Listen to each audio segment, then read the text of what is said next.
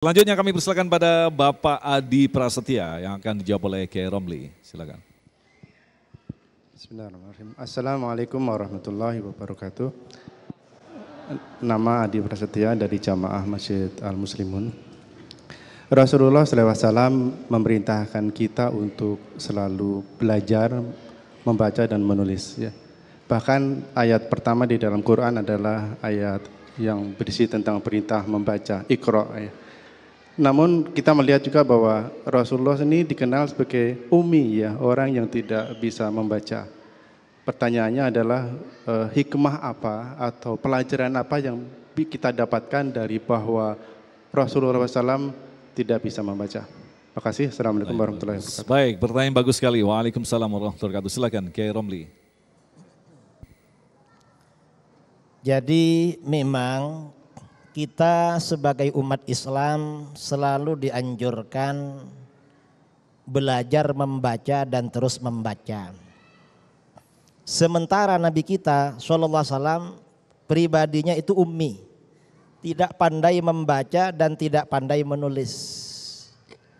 Itu hikmahnya apa? Hikmahnya ini untuk menolak kesan, ya, menolak kesan bahwa Al-Quran yang disampaikan oleh baginda Rasulullah SAW itu hasil bacaan.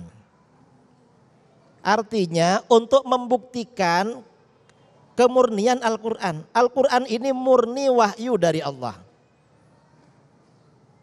Ini Al-Quran. Jangankan Al-Quran saudara, ya, pada masa dulu, pada masa-masa jahiliyah, para penyair yang hebat itu penyair yang irtijal, yang spontan.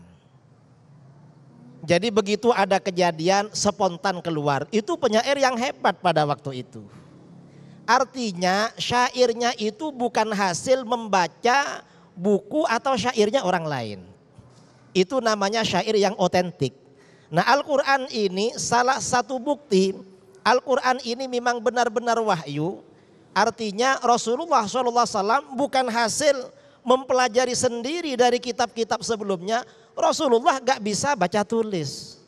Dan orang Mekah, penduduk Mekah tuh tahu kalau Rasulullah gak bisa baca tulis.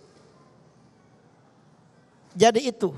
Dan ini ternyata walaupun Rasulullah ini gak bisa baca tulis, ternyata ilmu-ilmu keislaman ini perkembangannya luar biasa, bahkan berpengaruh terhadap peradaban agama-agama lain.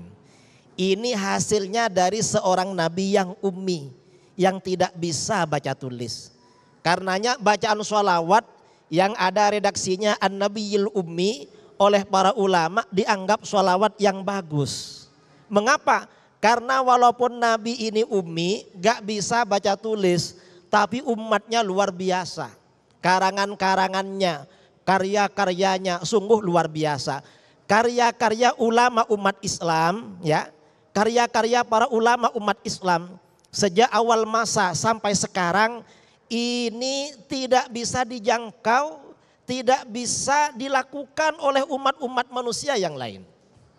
Ini karya-karya keilmuan, karya-karya ilmiah umat Islam. Dan ini semuanya sumbernya dari Al-Quran dan hadis. Karya-karya umat Islam ini, saudara kalau datang ke perpustakaan Islam, misalnya di UI atau mungkin di pesantren, ya, pesantrennya Kiai Khalil Nafis atau kiai-kiai, itu kitabnya bererak-erak berjejeran. Itu semuanya sumbernya dari Al-Quran dan hadis yang menyampaikan seorang nabi yang ummi. Ini luar biasa.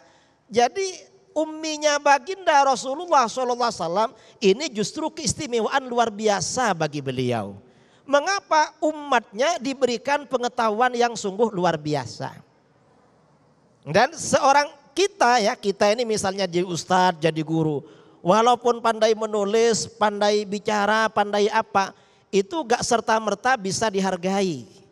Dianggap sangat berkualitas. Dilihat juga murid-muridnya yang belajar pada dia, orang-orang yang dia pengaruhi menjadi orang baik itu sejauh mana sebenarnya.